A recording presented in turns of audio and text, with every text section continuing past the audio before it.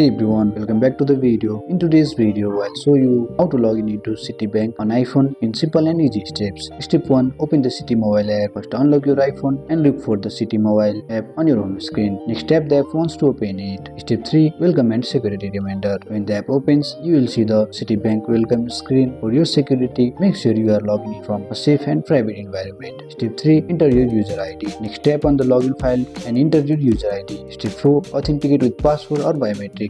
Now enter your password. If you have enabled Face ID or Touch ID, simply look at your screen or place your finger on the home button to log in quickly. Step 5. One-time password verification. For added protection, Citibank may send a one-time password, also known as an OTP, to your registered mobile number. Enter the OTP on the screen or approve the request in the app, and that's how you can log in into Citibank on your iPhone. Now you can check your balance, transfer funds, pay bills, or manage your account using the Citi Mobile app, and that's it. I hope you like this video. If you find this video helpful, drop a like, subscribe to our channel. See you in the next video.